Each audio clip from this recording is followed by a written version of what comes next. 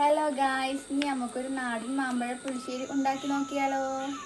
ഇനി നമുക്ക് ഈ മാമ്പഴത്തിൻ്റെ തോലുകളെല്ലാം ചീന്തിയെടുക്കാം. ഇപ്പോൾ നമ്മൾ ഈ മാമ്പഴത്തിൻ്റെ തോലുകളെല്ലാം കീറിയെടുത്തിട്ടുണ്ട്. ഒരു തവി അടുപ്പത്തോട്ട് വെച്ചിട്ടുണ്ട്. അതിലോട്ട് നമ്മുടെ മാമ്പഴം എല്ലാം ഇട്ട് കൊടുത്തിട്ടുണ്ട്. നമ്മുടെ മാമ്പഴത്തിന് വേകാൻ ആവശ്യമായിട്ടുള്ള വെള്ളം നമുക്ക് ഒഴിച്ചു കൊടുക്കാം. അപ്പോൾ നമ്മുടെ മാമ്പഴ പുളിശ്ശേരി ഇവിടെ വെന്ത് വന്നിട്ടുണ്ട്. അപ്പോൾ നമുക്കിനി അതിലോട്ട് ആവശ്യമായ ശർക്കരപ്പാനി ഒഴിച്ചു കൊടുക്കാം. അതിലോട്ട് 1 ടീസ്പൂൺ നെയ്യിട്ട് കൊടുക്കാം. ആവശ്യത്തിനുള്ള ഉപ്പിട്ട് കൊടുക്കുക.